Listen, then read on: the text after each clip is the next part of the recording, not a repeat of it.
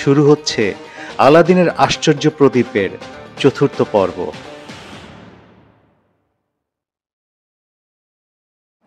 আলাদিনের মা দ্বিধা নিয়ে ঘর থেকে বেরিয়ে যায়।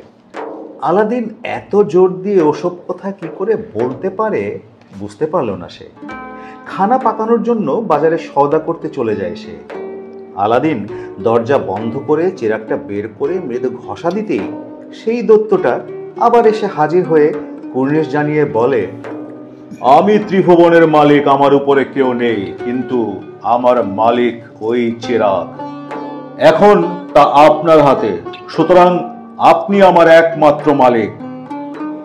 হুকুম করুন আমাকে কি করতে হবে। আলাদিন বলে, শোনো দৈত্য, সুলতান তার কন্যা বদুরকে আমার সঙ্গে শাদী দিতে রাজি হয়েছে, আর তার বদলে আমাকে 40টা সোনার থালায় ভর্তি করে মণি মাণিক্য পাঠাতে হবে। আর সেই থালাগুলো প্রাসাদে বয়ে নিয়ে যাবে 40 জন সুবেশী সুন্দরী বাদী। তাদেরকে পাহারা দিয়ে নিয়ে যাবে 40 জন সুদর্শন সুঠামদেহী নওজোয়ান নিগ্র। এসব তোমাকেই ব্যবস্থা করতে হবে, পারবে তো? দৈত্য বিকট শব্দ করে হাসলো। কি যে বলেন মালিক, এটা আবার একটা কাজ নাকি? আমি এক পলকেই আপনার কাছে সব হাজির করে দিচ্ছি। দৈত্য সাথে সাথে অদৃশ্য হয়ে গেল এবং প্রায় সঙ্গে সঙ্গেই 40 জন সুন্দরী বাদী আর 40 জন নওজোয়ান নিগ্রোকে এনে হাজির করলো আলাদিনের বাড়ির সামনে। বাদীগুলোর প্রত্যেকের মাথায় একখানা করে বিরাট সোনার থালা, আর সেই সব থালায় থরে থরে সাজানো মণিমাণিক্যের নানা রকম ফল। আলাদিন এর আগে সুলতানকে যে উপহার পাঠিয়েছিল তার চাইতেও আকারে এগুলো অনেক বড়। আলাদিন ইশারা করতেই দৈত্য অদৃশ্য হয়ে গেল। আলাদিনের মা বাজার থেকে ফিরে এসে ছেলের শান্ত ভাব দেখে তাজ্জব বনে যায়। এই এক দণ্ডের মধ্যে আলাদিন এতগুলো নিগ্রো বা বাদী বা কিভাবে জোগাড় করে সে? আর ওইসব হিরে চুনি পান্না মণি মাণিক্য ভর্তি সোনার থালাগুলোই বা কোথায় পেল সে? আলাদিন হাসতে হাসতে ঘর থেকে বেরিয়ে আসে। কি মা, কি দেখছো? খুব অবাক হচ্ছ ছেলের এই কাণ্ড দেখে, তাই না? এ আর এমন কি, তোমার ছেলে আরো অনেক অসাধ্য সাধন করতে পারে মা। আলাদিন মায়ের হাত থেকে বাজারের থলেটা নিজের হাতে নিয়ে বলে, মা তুমি আর দেরি করো না, এদের নিয়ে এখনই প্রাসাদে রওনা হয়ে যাও। সুলতানের পায়ের সামনে থালাগুলো নিবেদন করে বলো, জাহাপনা সব ফরমায়েশ এনে হাজির করেছি, এবার শাদীর আজ্ঞা করুন। আলাদিনের মা 40 জন বাদী আর 40 জন নিগ্রোকে নিয়ে সুলতানের প্রাসাদের দিকে রওনা হলো। এক একজন সুবর্ণ থালাবাহক বাদী, আর তার সামনে 10 হাত এবং পেছনে 10 হাত দূরে দূরে এক একজন করে নিগ্রো, সবাই জমকালো সাজে সজ্জিত। সেই 80 জনের বিশাল বাহিনী নিয়ে আলাদিনের মা প্রাসাদ ফটকে এসে হাজির হলো এক সময়ে। পেয়াদারা ছুটে গিয়ে সুলতানকে খবর দিল, আলাদিনের মা শাদীর দেনমোহর নিয়ে এসছে জাহাপনার সাথে মোলাকাত করতে। সুলতানের নির্দেশে তাকে স্বাগত জানিয়ে দরবারে নিয়ে আসতে গেল উজির। সুলতান সেদিনের মতো দরবারের সব কাজ মুলতবি করে, সভা ভঙ্গ করে সবাইকে বিদায় দিয়ে নতুন অভ্যাগতদের জন্য দরবার কক্ষ মুক্ত করে রাখলেন। এক এক করে 40 জন সুসজ্জিত নিগ্রো ও 40 জন সুবেশা সুন্দরী বাদী দরবারে প্রবেশ করল। মেয়েরা সুলতানের মসনাদের সামনে সোনার থালাগুলো এক এক করে নামিয়ে রেখে এক পাশে সারিবদ্ধ হয়ে দাঁড়িয়ে পড়ল, আর এক পাশে দাঁড়ালো নিগ্রোগুলো। মা এসে দাঁড়ালো ঠিক মাঝখানে, যথাবিহিত কুর্নিশ জানিয়ে বলল, আপনার ওয়াদা মতো সবকিছু এনে হাজির করেছি জাহাপনা। এবার আপনি সন্তুষ্ট মনে শাদীর সম্মতি দিলে বাদী কৃতার্থ হবে। সুলতান অভাবনীয় দৃশ্য দেখে হতবাক হয়ে গেলেন। তিনি একবার সুবর্ণ থালায় সজ্জিত মণিমাণিক্যের রত্নগুলোর দিকে, আরেকবার সুন্দরী বাদীদের দিকে এবং সুঠামদেহী নিগ্রোদের দিকে তাকিয়ে নয়ন ভরে দেখতে থাকলেন। এই সময়ে আলাদিনের মা যে তাকে কুর্নিশ জানিয়ে তার আর্জি পেশ করেছে সেদিকে একদম খেয়াল নেই। সুলতানকে নীরব থাকতে দেখে আলাদিনের মা বললেন, হায় আল্লাহ, জাহাপনার বুঝি পছন্দ হয়নি এসব। আমার গোস্তাখি মাফ করবেন জাহাপনা। কোথায় আমার ত্রুটি হয়েছে জানালে তার বিহিত করতে পারি। মনে হচ্ছে শাহেনশাহ খুশি হতে পারেননি। আলাদিনের মায়ের এ কথায় সুলতান সম্বিত ফিরে পান। উজিরের দিকে দৃষ্টিপাত করে বলেন, তাজ্জব ব্যাপার, তাজ্জব ব্যাপার। এই সব দৌলতের কাছে আমার কোষাগারের ধন রত্ন তো তুচ্ছ উজির। উজির মাথা নাড়লেন, জাহাপনা যথার্থই বলেছেন। এমন অতল ঐশ্বর্যের যে মালিক সে হবে আমার জামাতা। এ কি আমার কম সৌভাগ্যের কথা উজির? হুজুর যথার্থই বলেছেন। আমার কন্যা শাহজাদি বুদুরের রূপের খ্যাতি জগৎজোড়া সন্দেহ নেই, কিন্তু তাই বলে এত বিপুল ধনরত্নের মালিক যে তার স্বামী হবে তা আমি কল্পনাও করতে পারিনি। মহানুভব শাহেনশাহ যথার্থই বলেছেন। তবে যদি অভয় দেন একটা কথা বলি, আমাদের শাহজাদি বুদুরের রূপের মূল্য এসব ধন দৌলত দিয়ে মাপা যাবে না জাহাপানা। সুলতান বুঝলেন উজির তাকে তোষামত করতে চাইছে। হেসে বললেন, না না উজির, ওসব কথা বলে তুমি আমাকে খুশি করতে পারবে না। যে সম্পদ আলাদিন আজ পাঠিয়েছে, এখানে তামাম দুনিয়ার সবকিছু বদলেও তা শোধ করা যায় না। বধূর আমার চোখের মণি, আদরের ধন, জগতের সেরা সুন্দরী, কিন্তু বাবা হয়েও বলছি এর দাম তার হতে পারে না। যাই হোক, এরপর তুমি আর বলতে পারো না উজির আমি আমার কন্যাকে হাত পা বেঁধে দরিয়ায় ফেলে দিতে যাচ্ছি।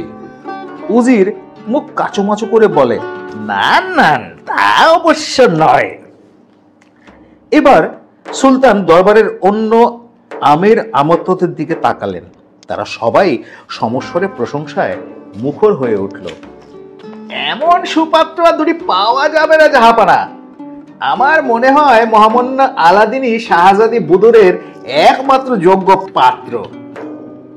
সবাই উঠে দাঁড়িয়ে আনত হয়ে তিনবার কুর্নিশ জানালো সুলতানকে, অর্থাৎ তারা সবাই সর্বাত্মকরণে সম্মতি দিল। সুলতান এবার আলাদিনের মায়ের দিকে তাকিয়ে বললেন, তোমার পুত্র আলাদিনের অতুল সম্পদ দেখে আমি মুগ্ধ হয়েছি, কিন্তু বুদুরকে জীবন সঙ্গিনী রূপে পেতে গেলেতে শুধু টাকাই একমাত্র ব্যাপার নয়। এখন বলো তোমার পুত্র আর কি কি গুণের অধিকারী? ছেলে আমার রূপবান, অবশ্য লোকে বলে আমি মা, মায়ের চোখে সব সন্তানই অপরূপ। সুতরাং আমার মতামত আপনাকে শোনাবো না জাহাপনা। আমার চোখে ছেলে বড় দুবলা, কিন্তু অপরে বলে আলাদিনের মতো সুন্দর স্বাস্থ্যবান নওজোয়ান নাকি এই শহরে খুব বেশি নেই। বাস বাস বাস, আর বলতে হবে না। রূপ আছে, যৌবন আছে, দৌলত আছে, এর চেয়ে আর বেশি কি চাই? এই আমার বুদুরের একমাত্র যোগ্য বর। আমি আর একদিনও দেরি করতে চাই না পাত্রের মা। আজ থেকেই আমি তাকে বাদশাহী খানদানির এক শরিক করে নিতে চাই। এই মুহূর্ত থেকে আমি আমার পুত্রাধিক স্নেহে বুকে টেনে নিতে চাই তাকে।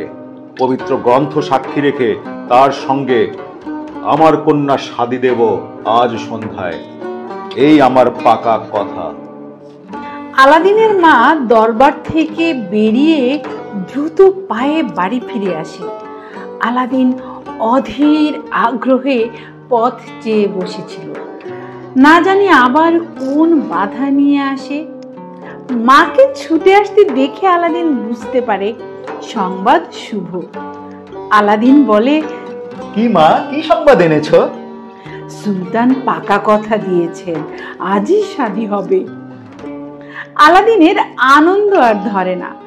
এতদিনে তার মনস্কামনা পূর্ণ হতে চলেছে। সবই আল্লাহর অসীম দয়ায় সম্ভব হতে চলেছে বাবা। তার করুণা ছাড়া এ অসম্ভব কি করে সম্ভব হতে পারে? নে আর দেরি করিস নে, তৈরি হয়ে নে, সন্ধ্যের আগেই তৈরি হতে হবে, রওনা হতে হবে সন্ধ্যের আগেই। আলাদিন নিজের ঘরে এসে দরজা বন্ধ করে প্রদীপটা বের করে আলতোভাবে ঘষে এবং তৎক্ষণাৎ এসে হাজির হয় সেই দৈত্য। আলাদিন বলে, শোনো চেরাগের বান্দা, আমি আগে গোসল করব, তারপর জমকালো শাহজাদার সাজ পোশাকে সাজবো। এমন বাহারি মূল্যবান পোশাক আমার জন্য আনবে যা এই দুনিয়ার আর কেউ জোগাড় করতে না পারে।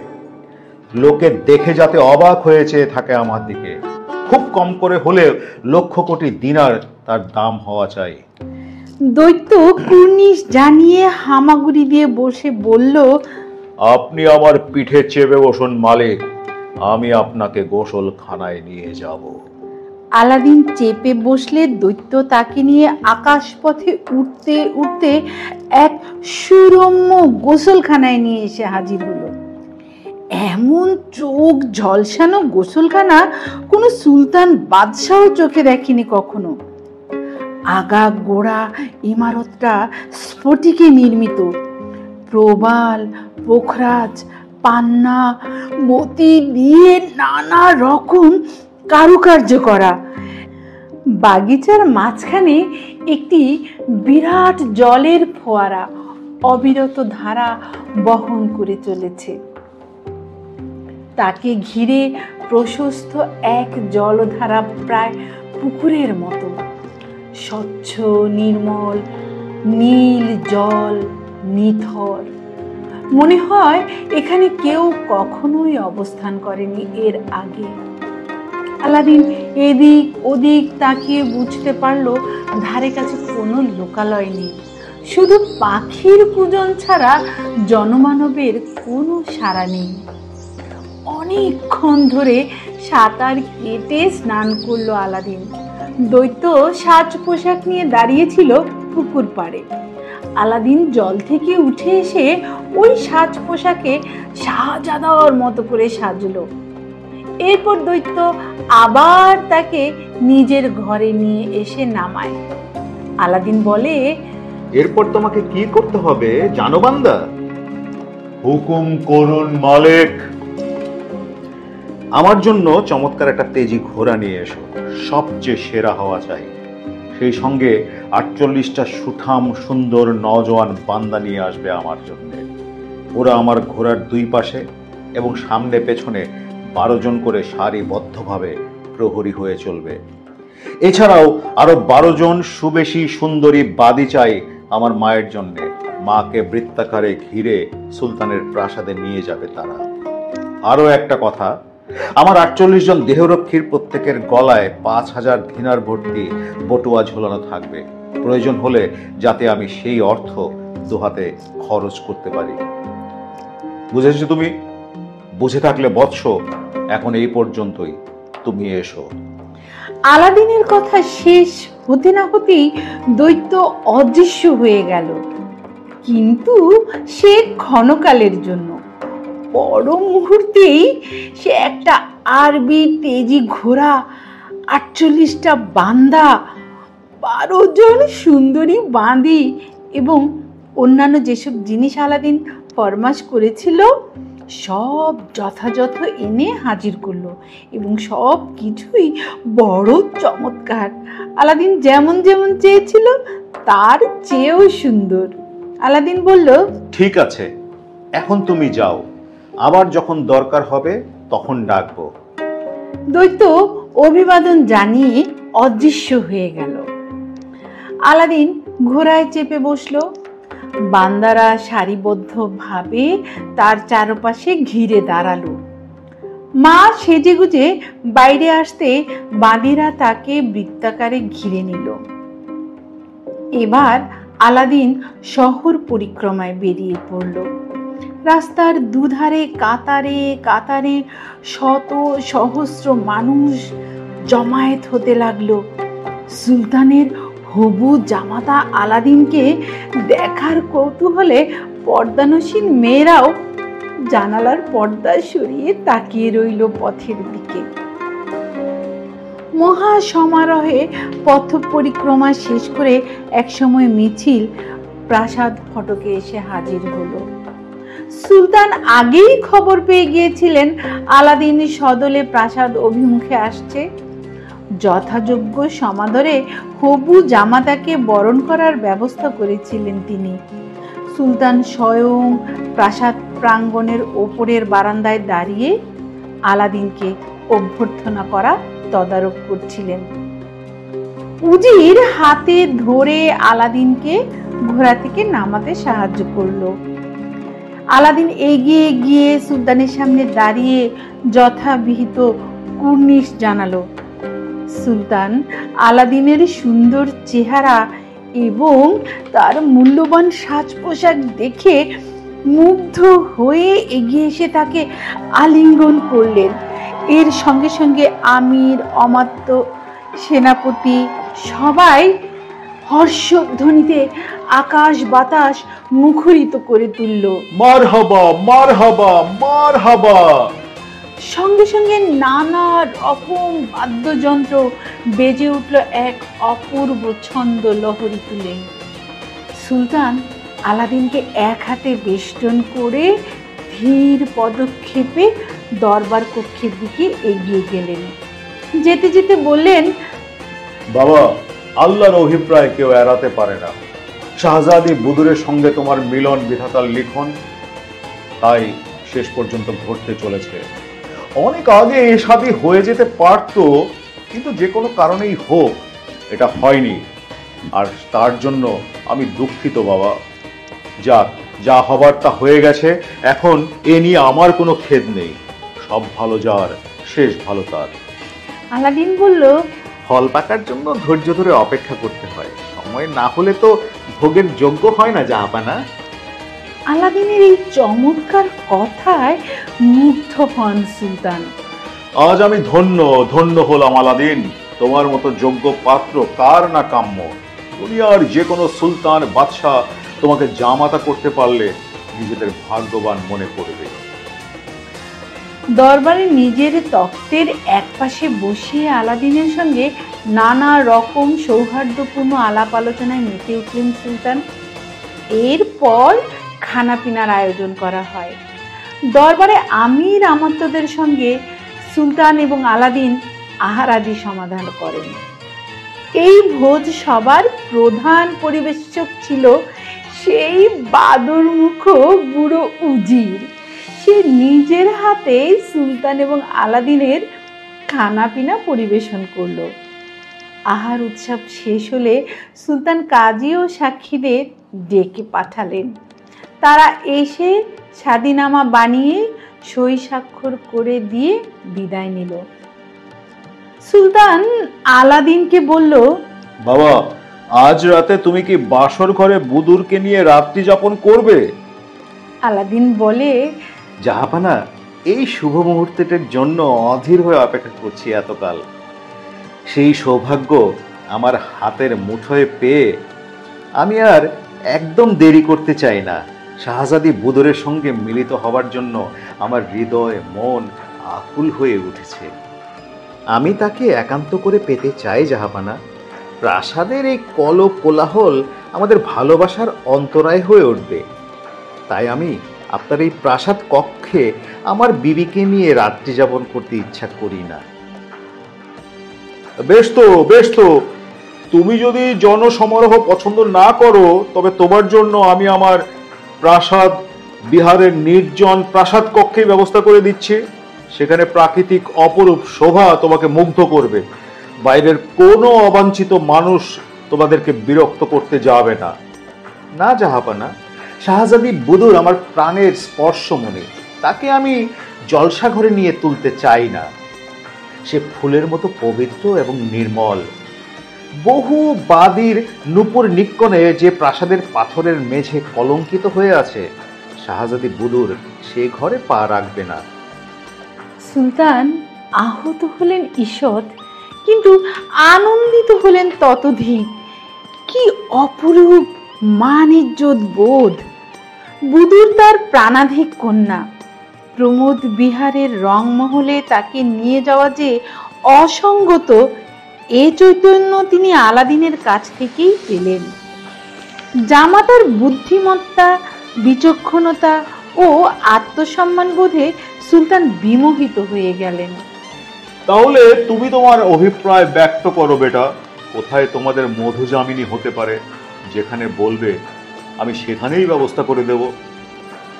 এই প্রাসাদের এ পাশে যে বিশাল ফাঁকা মাঠ পড়ে আছে, ওই মাঠে আমি একখানা নতুন প্রাসাদ বানাতে চাই জাহাপানা। সেই নতুন প্রাসাদে আমি আমার বিবিকে নিয়ে বসবাস করতে চাই। এখন আপনার অনুমতি পেলেই আমি কাজ শুরু করে দিতে পারি। এ অতি উত্তম কথা। তুমি তো শুধু আমার জামাতা নও, পুত্র সম, প্রাণাধিক প্রিয়। তোমরা যেখানে খুশি, যেমন খুশি প্রাসাদ ইমারত বানাও, এর জন্যে আমার কোনো অনুমতি প্রয়োজন নেই বাবা। তোমরা দুজনে বেহেশতের সুখে সম্পদে দিন কাটাবে, এই তো আমি আশা করব। তার জন্য যা যা দরকার আমি সব ব্যবস্থা করে দেব। তাহলে আর দেরি করো না, চটপট প্রাসাদ নির্মাণের কাজ শুরু করে দাও। বলা তো যায় না, বুড়ো হয়েছি, কবে আছি কবে নেই। যাওয়ার আগে তোমরা ওই প্রাসাদে বসবাস করছো পুত্র পরিবার নিয়ে, ধন সম্পদ সুখ বিলাসে তোমরা জোয়ারে গা ভাসিয়ে দিয়ে যাচ্ছ, দেখে চাই। আলাদিন বলল, এবার আমাকে অনুমতি করুন জাহাপানা, আমি আমার বাড়ি থেকে একটু ঘুরে আসি। আলাদিন নিজের বাড়িতে ফিরে এসে ঘরে ঢুকে দরজা বন্ধ করে চেরাগটা বের করে আলতোভাবে ঘষা দিতেই দৈত্য এসে হাজির হলো। আলাদিন বলল, তোমার এ যাবৎ সব কাজে আমি খুব খুশি হয়েছি বান্দা, কিন্তু এবারে তোমাকে আরো অনেক কঠিন কাজের ভার দেব। দৈত্য অভিবাদন জানিয়ে ঘোঁত ঘোঁত করে নাক দিয়ে অদ্ভুত একটা আওয়াজ তুলে বলল, হুকুম করুন মালিক, কঠিন বলে কোনো কাজ আমার কাছে নেই।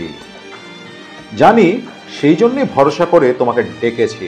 শোনো, সুলতানের প্রাসাদের পাশে যে ফাঁকা মাঠটা আছে, সেখানে আমি এক অনিন্দ্য সুন্দর প্রাসাদ বানাতে চাই। সারা দুনিয়ায় তার তুল্য ইমারত কোথাও কেউ দেখেনি এবং ভবিষ্যতেও দেখবে না, এমন হওয়া চাই। পারবে তো? দৈত্য আকর্ণ বিস্তৃত দাঁত বের করে হাসলো। কি যে বলেন মালিক, এ আবার কোনো কঠিন কাজ নাকি? আগাগোড়া প্রাসাদটা আমি পান্নার পাথর দিয়ে বানিয়ে দেব।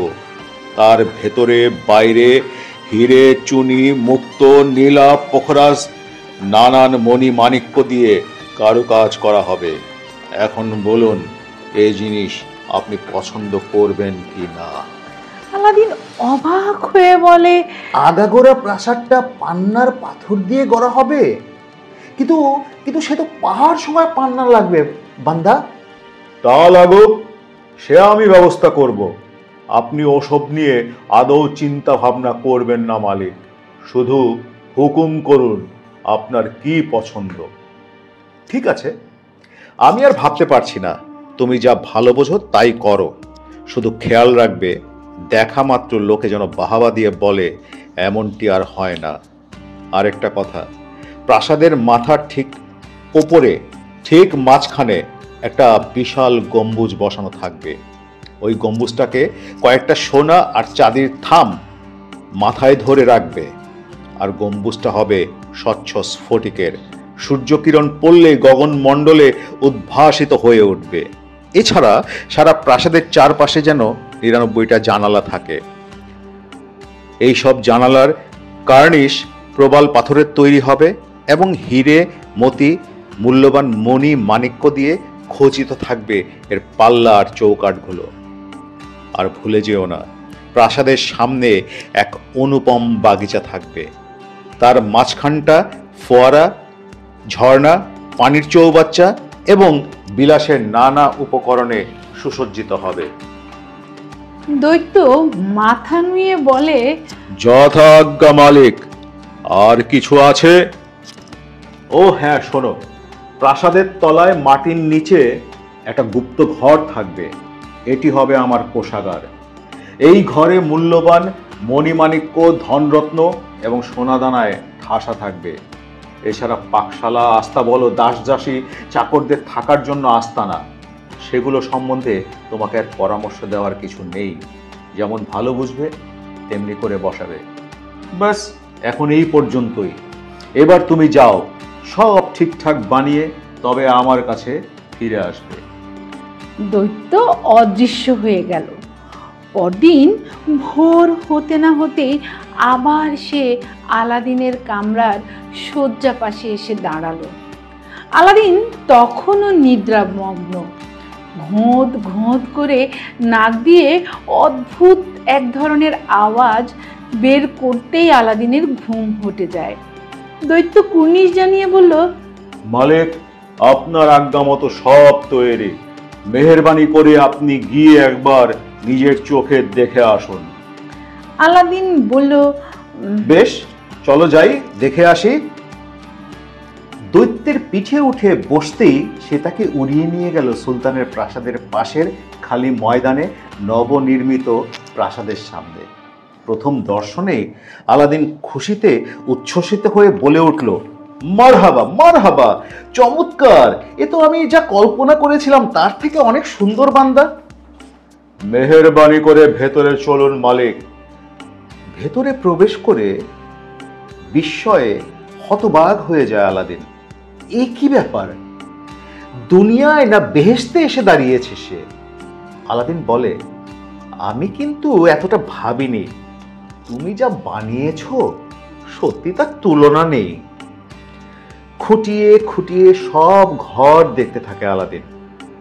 যেখানে যে বস্তুটি থাকলে দেখতে বাহারি হয় ঠিক সেখানে তাই বসানো হয়েছে। মাটির নিচের ঘরটা দেখে তার চোখ ধাঁধিয়ে গেল।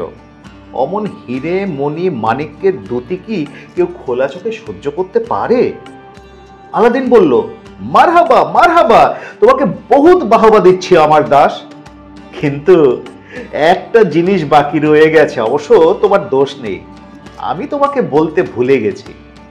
দৈত্য সাগ্রহে জানতে চায়, কি করতে হবে মালিক? সুলতানের প্রাসাদ আর আমার প্রাসাদের মাথার উপর দিয়ে একখানা গালিচা পাতা থাকবে। শাহজাদি বুদুর তার ইচ্ছে মতো এর প্রাসাদ থেকে ও প্রাসাদে যাতে খালি পায়ে যাতায়াত করতে পারেন, তার জন্য এটা দরকার। দৈত্য বলে, এ তো আলবৎ দরকার মালিক, আলবৎ দরকার। কিন্তু তিনি তো আর মাটিতে পা রেখে প্রাসাদ ও প্রাসাদ করতে পারেন না। সেজন্য আপনি না বললেও আমি নিজে থেকে দুই প্রাসাদের মাথার উপরে একখানা গালিচা বিথি তৈরি করে দিয়েছি। আলাদিন খুব খুশি হলো দৈত্যের কথা শুনে, কিন্তু অবাক হলো তখনই। কই, কোথায় তোমার গালিচা বিথি বান্দা? আমি তো দেখতে পাচ্ছি না। আছে আছে, আপনি প্রাসাদের উপরে চলুন, দেখতে পারবেন। উপরে উঠে আসতেই আলাদিনের ভ্রম ঘুচল।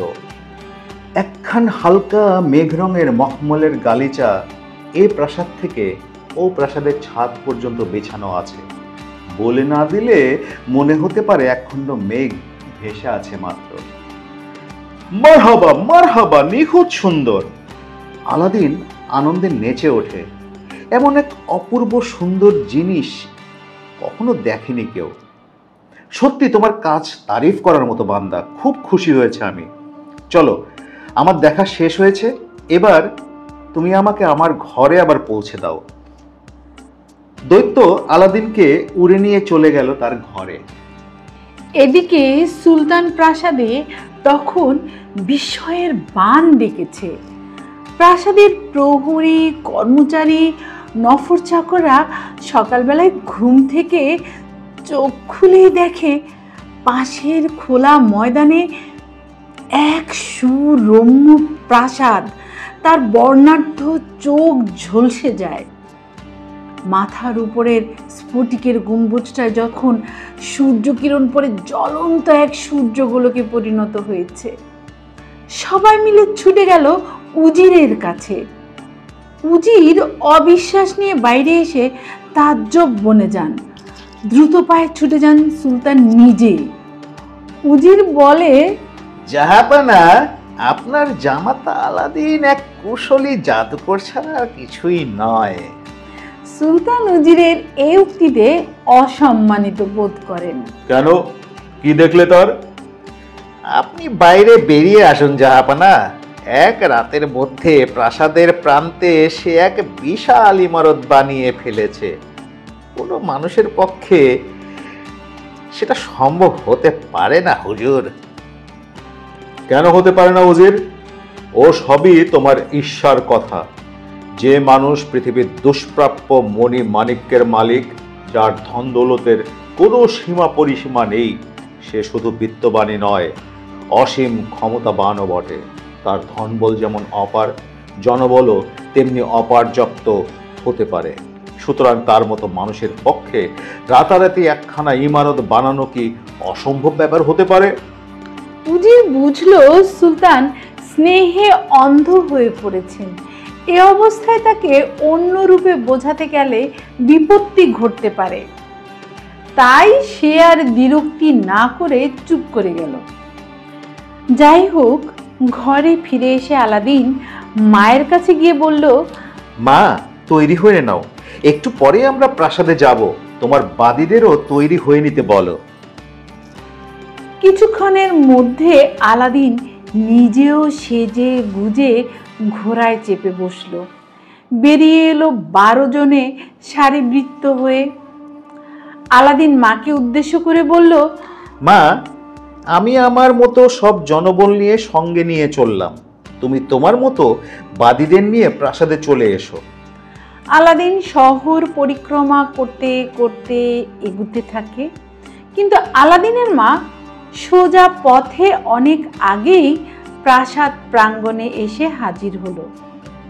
সুলতান নিজে এসে সাদর অভ্যর্থনা করলেন জামাইয়ের মাকে।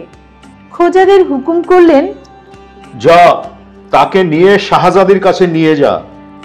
যান, ওদের সঙ্গে যান, ছেলের বউকে একবার দেখে আসুন।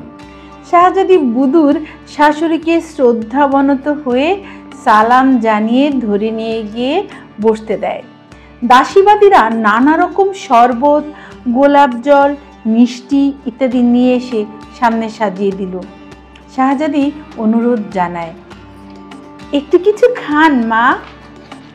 মায়ের মন ভরে যায়। আহা, কি মিষ্টি মধুর কণ্ঠস্বর! অপলক চোখে সে তাকিয়ে তাকিয়ে বুদুরকে দেখতে থাকে। বিধাতা এমন নিখুঁত করে গড়েছেন কি করে তাকে, সেই কথা সে ভেবে পায় না। বুদুরের রূপে মোহিত হয়ে গিয়েছিল আলাদিনের মা। এমন সময় তার কথায় সম্বিত ফিরে পেয়ে বলে, হ্যাঁ খাবো মা, তুমিও খাবে তো? বুদুর বলে, বেশ খাবো, আপনি খান, আমিও নিচ্ছি। একটু পরে সখীরা বুদুরকে সাজাতে বসে। তার চুল বেঁধে দিল এক অপূর্ব ছাঁচে, মুখে মাখিয়ে দিল মসৃণ প্রসাধন, দেহে পরালো নানা রকম মূল্যবান আভরণ অলংকার। জমকালো সাজ পোশাক পরে যখন সে উঠে দাঁড়ালো, আলাদিনের মা ভাবতে থাকলো, মাটির দেশে এ মেয়ের জন্ম হলো কি করে। সন্ধ্যা সমাগত। এবার পাত্রী তার জন্য নির্মিত নতুন প্রাসাদে যাবে। সেখানেই যাপন করবে তারা মধুযামিনী। আলাদিন তার নিজের প্রাসাদের ছাদে গালিচা বিথির পাশে দাঁড়িয়ে অপেক্ষা করছিল তার প্রাণাধিকা বুদুরের জন্য। শাহজাদি এক এক করে মা বাবার কাছে বিদায় নিল। তার সঙ্গে চলেছে শতাধিক দাসী বাদী। বাজিয়েরা অপূর্ব তালে বাদ্যযন্ত্র বাজাতে শুরু করলো। সুরের মূর্ছনায় প্রাসাদ পরিবেশ মুখরিত হয়ে উঠল।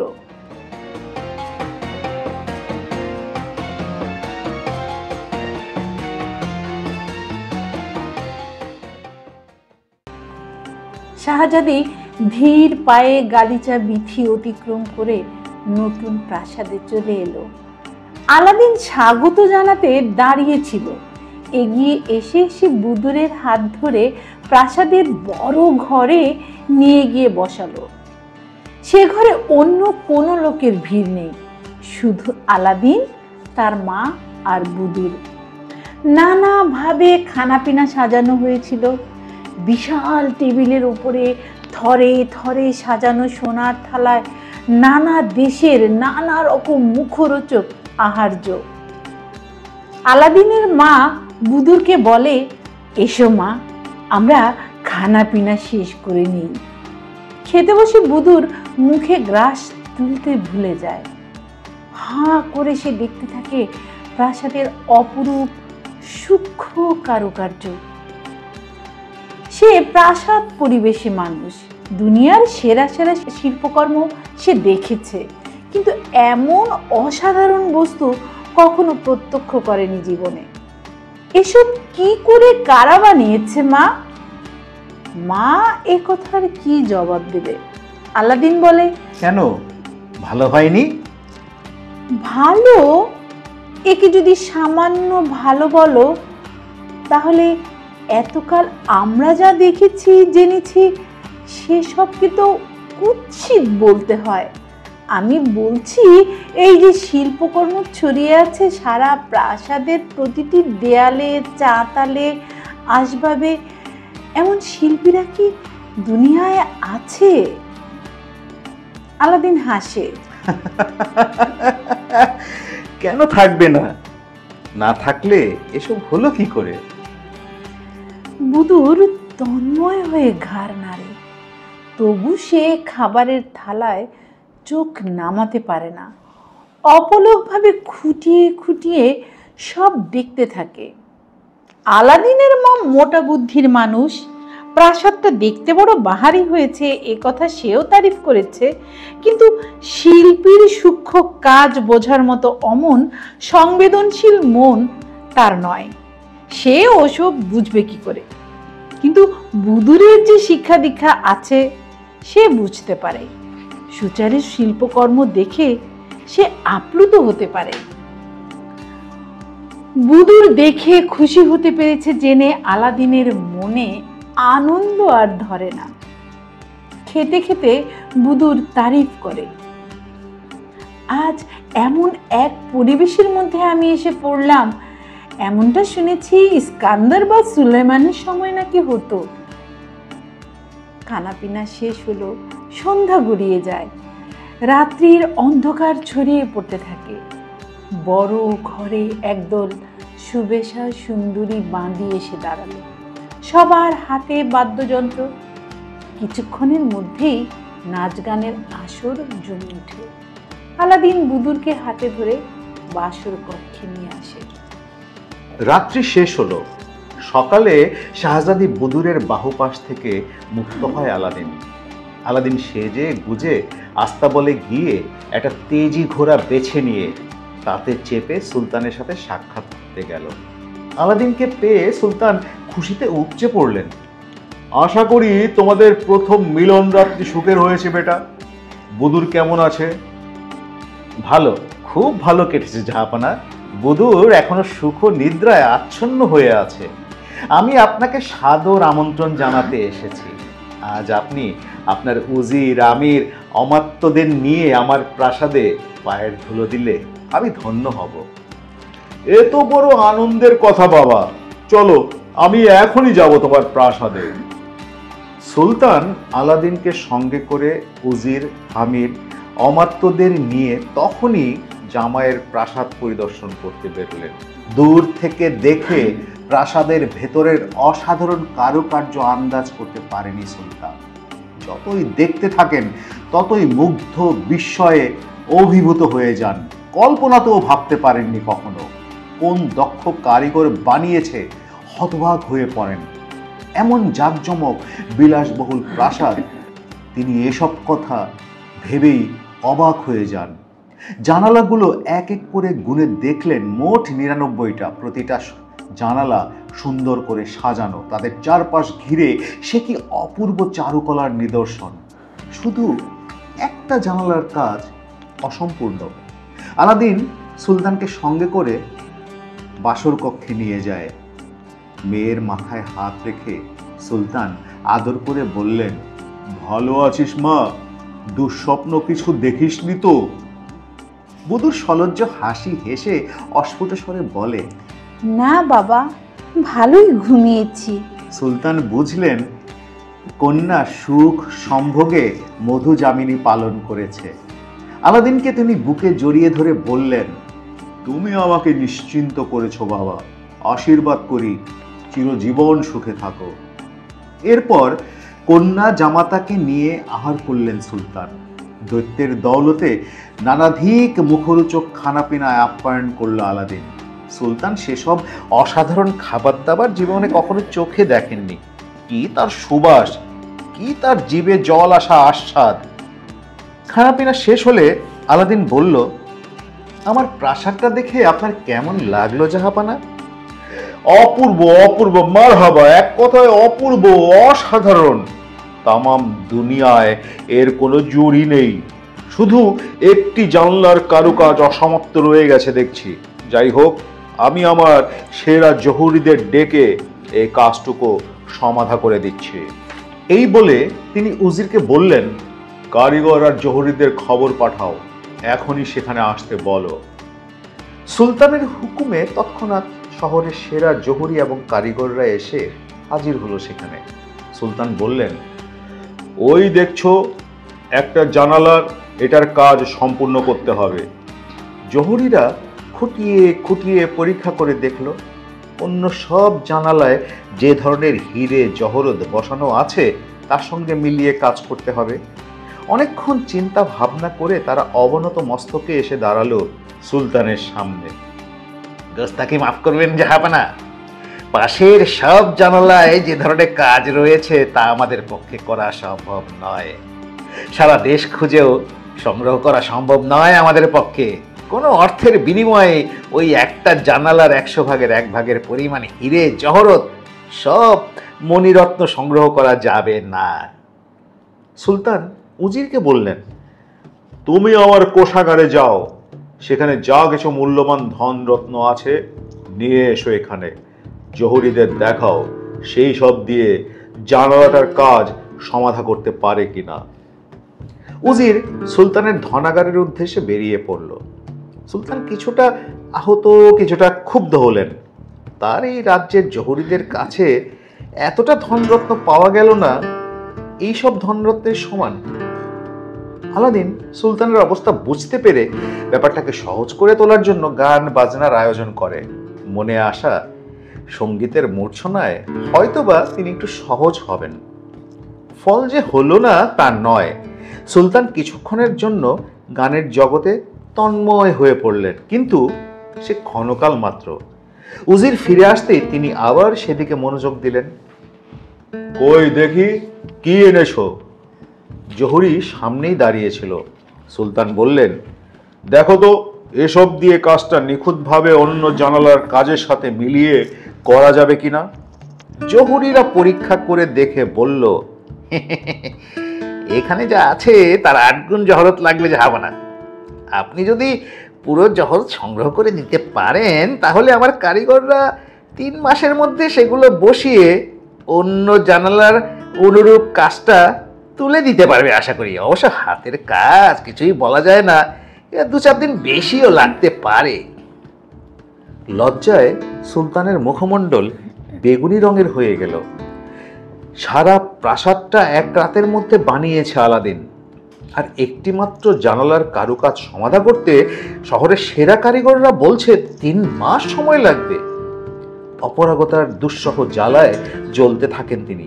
ছি ছি ছি ছি, এই লজ্জা তিনি কোথায় রাখবেন? আলাদিন মজা দেখছিল। এবার অবশ্য তার অসামান্য ক্ষমতার পরিচয় সুলতান বুঝতে পারল সে।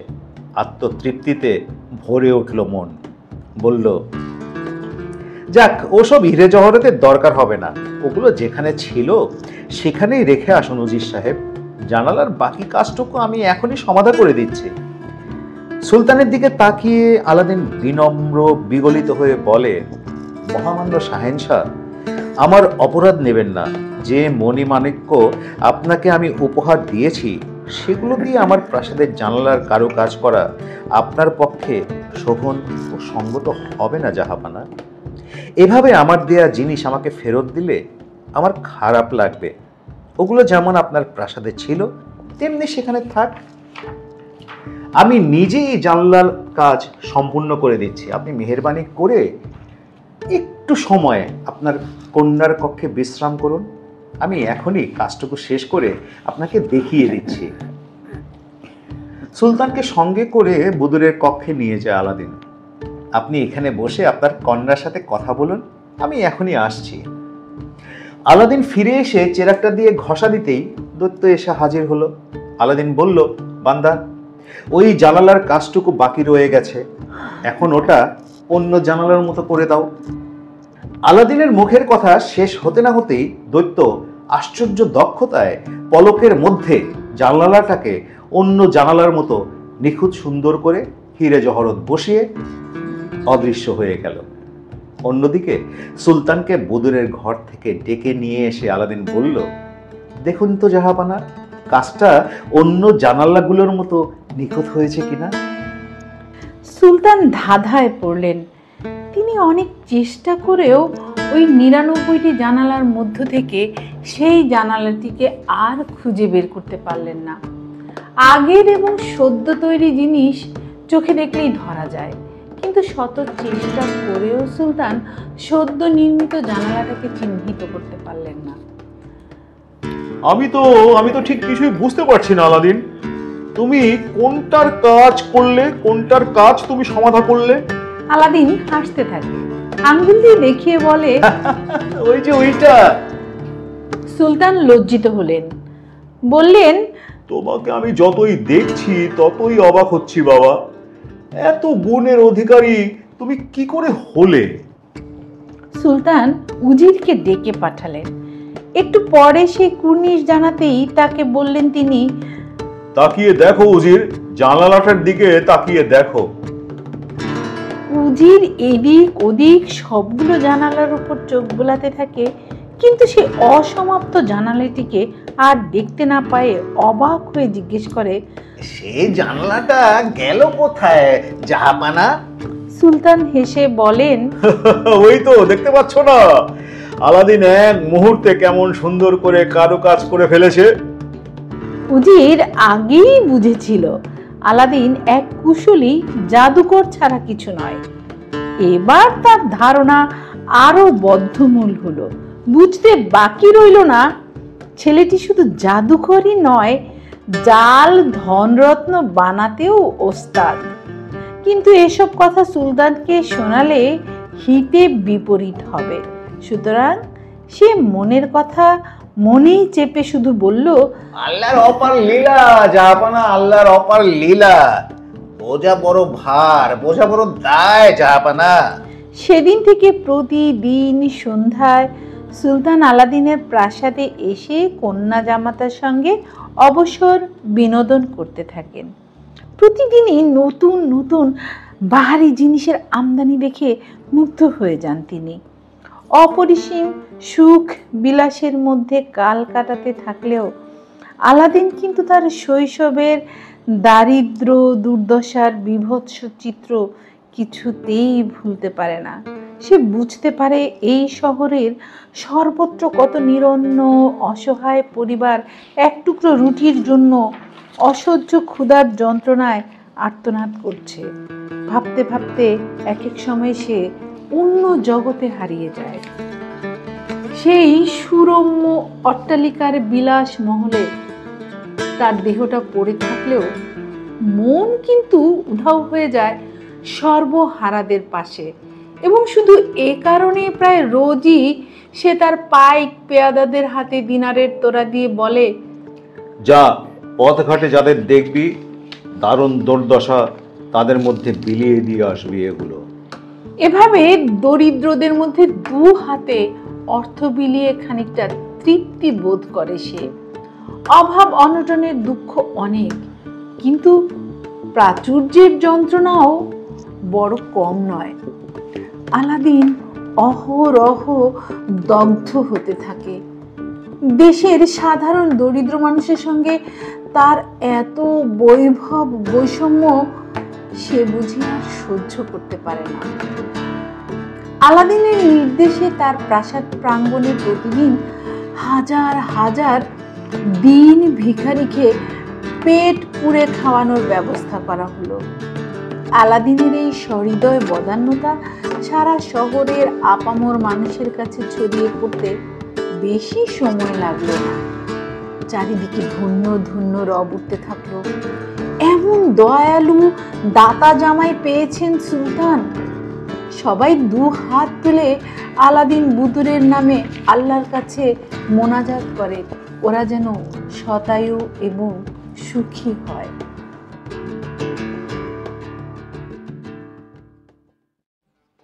বিচিত্র স্টেশনের বিচিত্র সাসপেন্সে আজ আপনারা শুনলেন আলাদিনের আশ্চর্য প্রদীপের ৪র্থ পর্ব।